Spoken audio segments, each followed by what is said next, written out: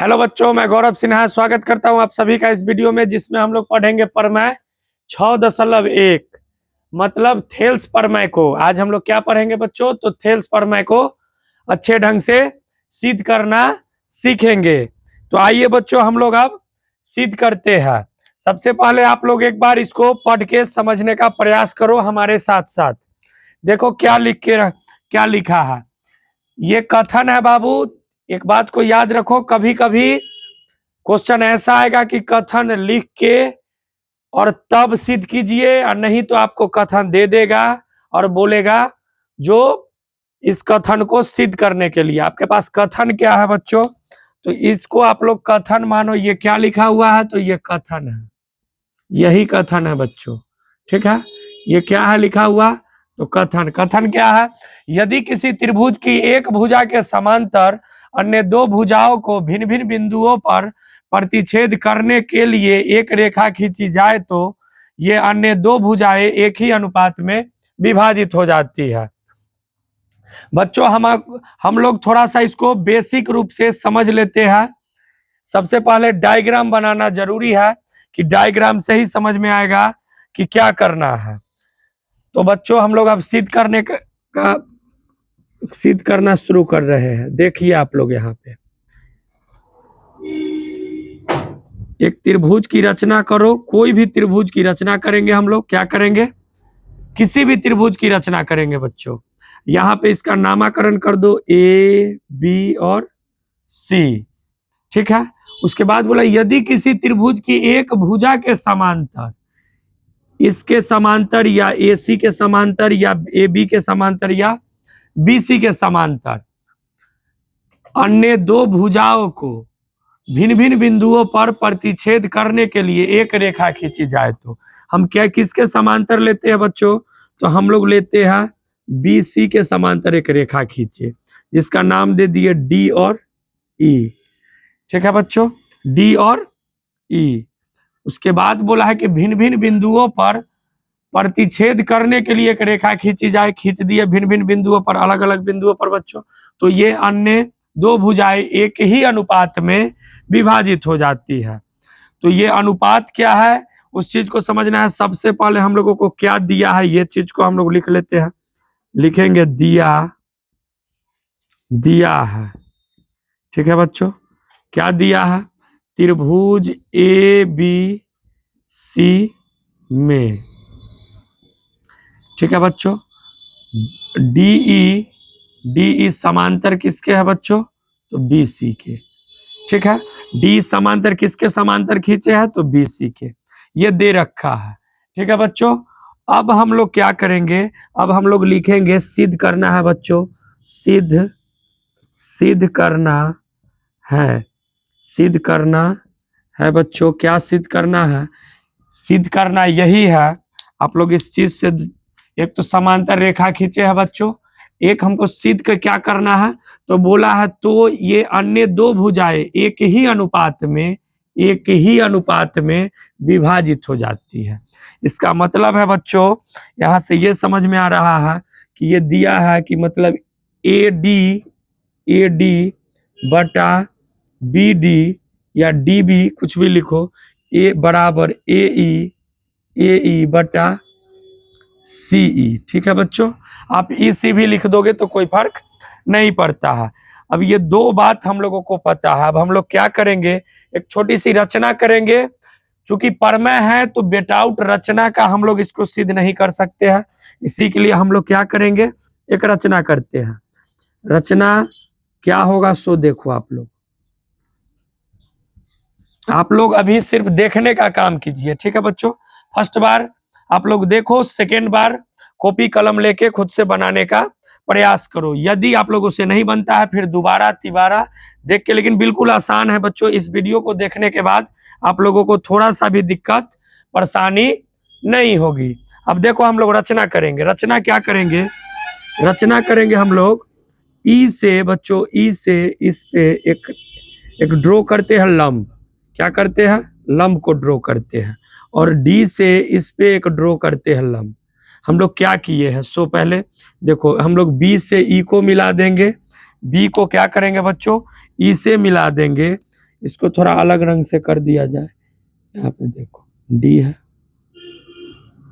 B को क्या किया बच्चों, बी को क्या किया हम लोग, डी से मिला दिए, ठीक है। और डी को क्या किए हम लोग, सी से मिला दिए, बी को ई से मिलाए और सी को डी से मिलाए, ठीक है। हम लोग रचना क्या की है, इस चीज को आप लोग लिख दो।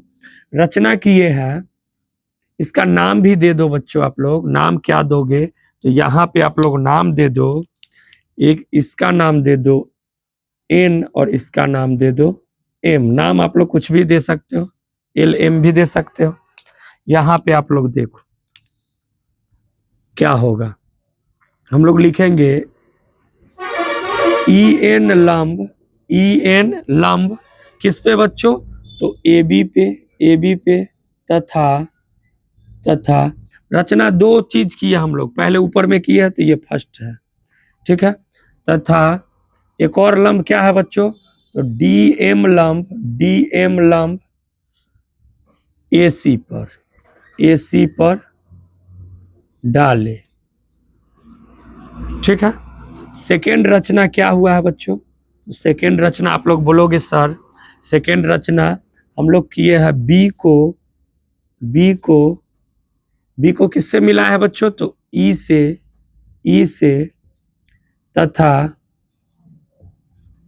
तथा सी को डी से मिलाया। क्या किए बच्चों, मिलाए। समझ में आ रहा है। हम लोग रचना क्या किए, ई एन लंब, ये लंब का साइन है बच्चों, ई एन लंब ए बी पे खींचे हैं तथा डी एम लंब ए सी पे खींचे हैं, ये लंब खींचे हैं, ठीक है बच्चों, पर डाले। लंब का मतलब यहाँ पे 90 डिग्री का एंगल बन रहा है। अब देखो सेकेंड रचना क्या किए है, बी को ई से मिलाए है बाबू, बी को क्या किए है, ई से मिला है और सी को क्या किया है, डी से मिलाए है। अब हमारा काम पिक्चर का कंप्लीट हो चुका है बच्चों। अब हम लोग प्रमाण से शुरू करेंगे और बिल्कुल आसानी से ये पूरे प्रमेय को हम लोग सोल्व कर लेंगे।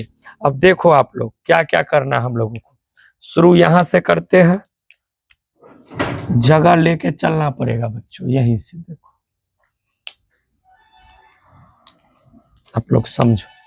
अब हम लोग क्या करेंगे, उपपत्ति करेंगे या प्रमाण, बच्चों कुछ भी लिखो आप लोग, कुछ भी नहीं, दोनों में से कोई एक लिखना, मतलब प्रूफ कर रहे हैं हम लोग। यहाँ पे देखो हम लोग ज्यादातर बच्चे सब लिखते हैं उपपत्ति, ठीक है बच्चों। इस जगह पे आप चाहो तो प्रमाण भी लिख सकते हो। उपपत्ति में हम लोग क्या करेंगे, हम लोग एक त्रिभुज इसको लेंगे ए डी ई को, किसको लेंगे बच्चों, यहाँ पे लिखेंगे त्रिभुज ए डी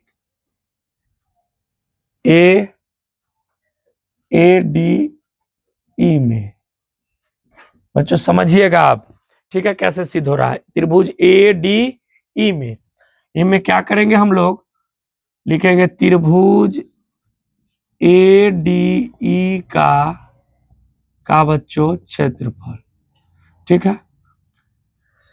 त्रिभुज ए डी ई का क्षेत्रफल क्या होगा, आप लोग को पता है कि त्रिभुज का क्षेत्रफल यदि हम लोग करें, यदि निकालने का प्रयास करें तो हम लोग क्या करेंगे, 1/2 अब बी गुने एच। बी का मतलब बच्चों क्या होता है, बी का मतलब आप लोग बोलोगे सर आधार, और एच का मतलब ऊंचाई।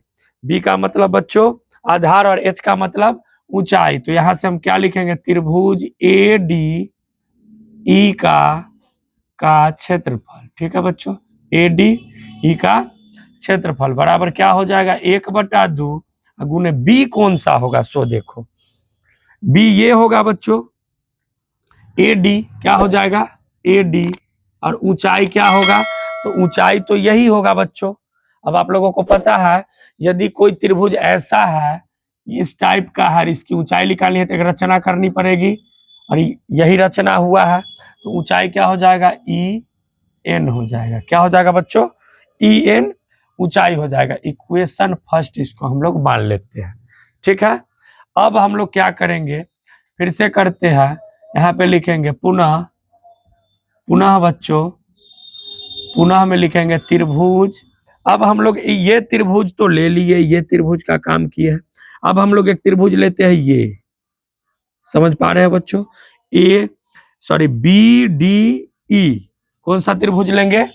बी डी ई में, ठीक है बच्चों, बी डी ई में, बी डी ई में क्या होगा? सो देखो आप लोग, बी डी ई में जो होगा, यहाँ पे इसका क्षेत्रफल यदि निकाले, त्रिभुज बी डी ई का क्षेत्रफल यदि बच्चों हम लोग निकालते हैं, का क्षेत्रफल बच्चों, इसको घेर दो ज्यादा अच्छा लगेगा। तो यहाँ पे देखो क्षेत्रफल क्या हो जाएगा? 1/2। फॉर्मूला हर एक जगह लिखने का कोई जरूरत नहीं है, ठीक है। यहाँ पे क्या होगा? बी कौन सा हो जाएगा सो बताओ। तो ये त्रिभुज एंगल को यदि हम लेते हैं बच्चों, तो आधार इसको मान लेते हैं, डी बी डी को मानते हैं आधार। ऊंचाई तो बच्चों यही हो जाएगा, ई एन ही रहेगा, ऊंचाई क्या रहेगा? ई एन ही रहेगा। चूंकि ये एक त्रिभुज है, इसकी ऊंचाई निकालने के लिए इस रेखा को बढ़ा के और एक लंब की रचना करनी पड़ेगी, ठीक है बच्चों। ये सारी चीज हम लोग 9th में पढ़ चुके हैं। ये इक्वेशन सेकेंड हो गया, ठीक है। अब इतना तो आप लोग समझ गए हो। हम लोग क्या करते हैं, यहीं पे इससे एक काम को निपटा लेते हैं। निपटाने का मतलब ये है, यहाँ पे लिखेंगे समीकरण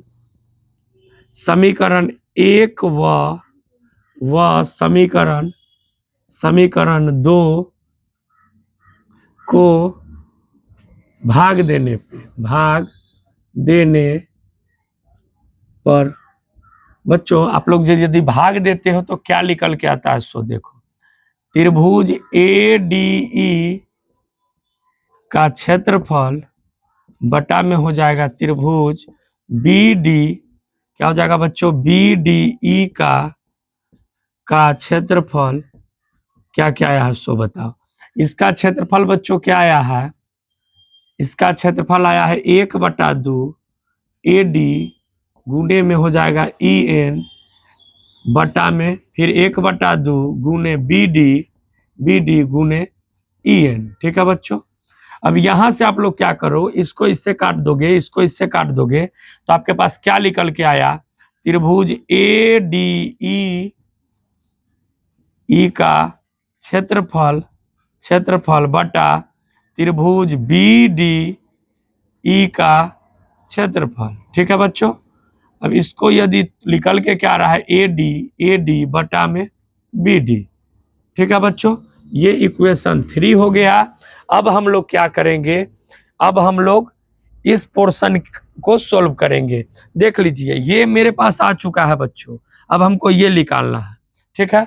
अब हम लोग क्या करते हैं, अब हम लोग क्या करेंगे, तो अब हम लोग यहाँ पे लिख भी देंगे। अब क्या लिखेंगे बच्चों?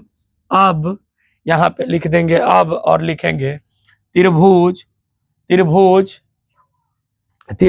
ए ई डी, त्रिभुज ए ई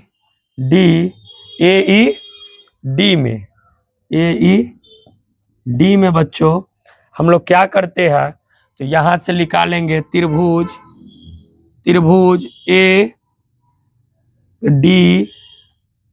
ई डी का क्षेत्रफल, ए ई डी का क्षेत्रफल, ठीक है बच्चों।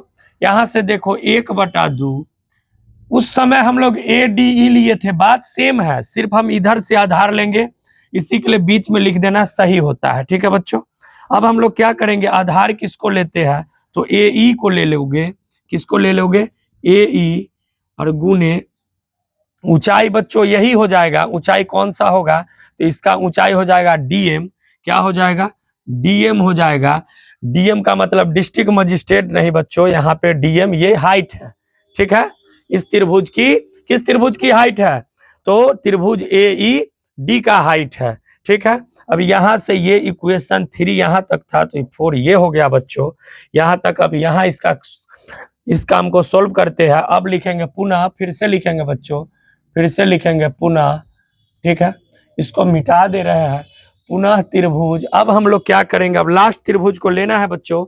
अब हम लोग इस त्रिभुज का काम तो कर लिए थे, अब इस त्रिभुज का काम करेंगे। देखो आप, इस त्रिभुज को हम लोग लेके काम करेंगे। त्रिभुज का नाम क्या है बच्चों, तो आप लोग बोलोगे सर सी है, डी है और ई है, ठीक है। में क्या हो जाएगा बच्चों, सी डी ई में। सी डी ई में यदि तुम काम करते हो, सी डी ई में काम करोगे तो फिर से लिखोगे त्रिभुज सी डी ई का सी डी ई का क्या करोगे बच्चों, का क्षेत्रफल। सी, यहां से देखो सी ई डी का क्षेत्रफल क्या हो जाएगा बच्चों, तो आप लोग बोलोगे 1/2 सर, आधार गुनी ऊंचाई, आधार इसका क्या हो जाएगा सो बताओ। तो आधार हम ले लेते हैं सी ई गुने ऊंचाई, तो बच्चों सेम होगा जैसे उधर हुआ था, सेम क्या हो जाएगा, तो डीएम होगा। क्या होगा, डीएम होगा। ये इक्वेशन यहाँ तक 4 था बच्चों, ये 5th हो गया। ठीक है, अब फिर से हम लोग क्या करेंगे, समीकरण 4 और 5 को क्या करेंगे, भाग दे देते हैं। समीकरण यहाँ पे लिखेंगे, समीकरण बच्चों 4 व समीकरण बच्चों 5 में भाग देने पे। ठीक है बच्चों, भाग देने पर आप यदि भाग देते हो बच्चों, तो यहां से देखो क्या है, त्रिभुज ए ई डी का क्षेत्रफल बटा में त्रिभुज बच्चों क्या है, त्रिभुज सी डी ई का क्षेत्रफल। ठीक है बच्चों, यहाँ पे आप लोग सोच रहे हो कि का लिखे हैं सर, यहाँ पे नहीं लिखे हैं, घेर दिए हैं, नहीं भी लिखोगे चलेगा, लिख दोगे तो और अच्छा है, आपकी मर्जी। चलो आप लोग कंफ्यूज नहीं हो, इसी के लिए हम यहाँ पर भी मिटा दे रहे हैं। ठीक है, यहाँ पर भी घेर दिए थे, मिटा दिए, अब तो शायद दिक्कत नहीं होगा आप लोगों को। अब देखो यहाँ से क्या हो जाएगा, इसको ले लो पहले 1/2 गुने ए ई गुने डीएम बच्चों, क्या हो जाएगा डीएम, और बटा में क्या होगा बच्चों, तो 1/2 सी गुने बच्चों ई सी ई, और गुने क्या हो जाएगा डीएम से डीएम कैंसिल बच्चों, जैसे आप लोग यहाँ पे किए थे, इसको इससे कैंसिल कर दिए, इसको इससे कैंसिल कर दिए, उसी प्रकार आप लोग यहाँ पे इसको इससे कैंसिल कर दो और इसको इससे कैंसिल कर दो, तो रिजल्ट आपके पास कैंसिल करने के बाद आता है त्रिभुज ए ई डी का बच्चों क्षेत्रफल और बटा में हो जाएगा त्रिभुज बच्चों सी डी ई का बच्चों क्षेत्रफल, और बराबर में क्या बच गया मेरे पास, तो ए ई बटा में बच्चों सी ई। ये इक्वेशन 5th था, ये 6th है, मतलब 6 है। ठीक है बच्चों, इक्वेशन 6 है। अब समझने वाली एक छोटी सी बात है, आप लोग यहां से समझो, इसको यहां से समझो। आप इतना तो समझ पा रहे हो कि त्रिभुज ए डी या त्रिभुज ए डी दोनों सेम है। इस त्रिभुज को यदि हम नामकरण में, इस त्रिभुज का यदि हम ए डी ई को हम लिखे ई डी ए, तो भी क्षेत्रफल वही आएगा, कुछ भी नाम देंगे। तो इसका मतलब है बच्चों, कहीं पे हम एक रफ में आपको समझा रहे हैं, इसका मतलब है कि त्रिभुज ए डी ई बड़ा का बच्चों क्षेत्रफल बराबर हो जाएगा बाबू किसका, तो त्रिभुज ए ई डी का क्षेत्रफल। चूंकि ये दोनों त्रिभुज समान है, सिर्फ नाम हम त्रिभुज को एक साथ लिख के थोड़ा सा हेरफेर किया, यहाँ पे डी लिख दिए पहले, यहाँ पे ई लिख दिए, इतना सा का ही फर्क है, लेकिन क्षेत्रफल तो अलग नहीं आएगा, त्रिभुज तो वही है। इसी के लिए आपको ये तो समझ में आ गया होगा, ये दोनों त्रिभुज मतलब बराबर है, मतलब ये त्रिभुज और कहाँ गया ये त्रिभुज, यहाँ पे देखो ये त्रिभुज, ये दोनों इक्वल है। अब रह गई बात इसकी और इसकी, तो आप इस त्रिभुज को गौर से देखो, बी डी ई, यहां से देखना बी डी ई, ये त्रिभुज, ठीक है बच्चों, इस त्रिभुज की बात हो रही है। ठीक है, बी डी ई यहाँ पे हम लिख रहे हैं त्रिभुज बी डी ई, इस चीज को समझ लीजिएगा। 9th में अच्छे से पढ़े, यदि पढ़े हो तब तो समझ रहे हो, नहीं तो समझ आप ही लोग के लिए बोला जा रहा है। यदि आप नहीं भी पढ़े हो 9th में तो समझ में आएगा, जो ये दोनों को हम बराबर कैसे लिख सकते हैं। अब देखो आप लोग, अब सेकेंड त्रिभुज जो है, यहां से आप लोग इसका क्षेत्रफल हो गया, ये बराबर हम कैसे कर रहे हैं सो देखो। अब एक त्रिभुज है सी डी ई, ठीक है बच्चों, सी DE, CDE। अब देखो आप लोग एक चीज को समझना, ठीक है। यहां पे आप हमको बताओ BDE और CDE में क्या कॉमन है। तो इसमें कॉमन है बच्चों, इसका आधार कॉमन है। यदि एक रेखा कॉमन है, चीज को समझिएगा, बिल्कुल कॉमन है बच्चों, मतलब दोनों के में अप्लाई हो रहा है ये रेखा। मतलब एक चीज को जान लो, यदि एक ही रेखा, एक ही आधार तथा एक ही समांतर रेखा के बीच, एक ही समांतर रेखा के बीच और एक ही आधार, दोनों का आधार मान लीजिए ये है तो सेम है, एक ही आधार के बीच बना त्रिभुज का क्षेत्रफल सदैव समान होता है बच्चों। तो यहाँ पे हम लोग इस चीज को बराबर इसी के लिए कहेंगे। क्यों कहेंगे अब समझ लेना आप लोग। यहाँ पे लिखेंगे हम लोग, चूंकि, इसको मिटा दे रहे हैं, लिखेंगे चूंकि बच्चों, चूंकि एक ही आधार तथा एक ही समांतर रेखा के बीच बने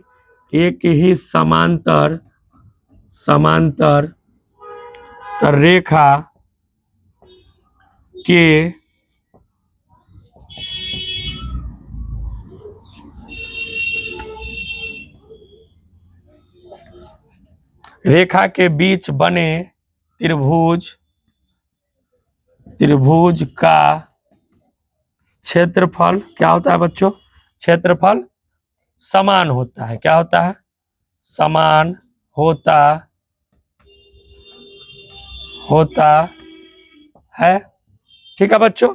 चूंकि एक ही आधार तथा एक ही समांतर रेखा के बीच बने त्रिभुज का क्षेत्रफल समान होता है। आप समझ पा रहे हो, एक ही समांतर रेखा और एक ही आधार और एक ही समांतर रेखा के बीच बने त्रिभुज का क्षेत्रफल क्या होता है बच्चों, तो समान होता है। अब आइए आप लोग यहाँ पे देखो क्या लिखेंगे, इसीलिए बच्चों क्या लिखेंगे, इसीलिए त्रिभुज, जल्दी से बताओ क्या लिखेंगे, इसीलिए त्रिभुज BDE का क्षेत्रफल बराबर होगा बच्चों त्रिभुज बच्चों क्या, C बच्चों CDE का क्षेत्रफल, ठीक है बच्चों, समझ पा रहे हो। अब लिखेंगे समीकरण किससे बच्चों, तो समीकरण आप लोग लिखोगे 3 तथा या वह समीकरण कैसे, लास्ट क्या था बाबू समीकरण 6 से क्या हो जाएगा, AD अपॉन, जब ये दोनों बराबर हो गया बच्चों तो ये भी बराबर हो जाएगा।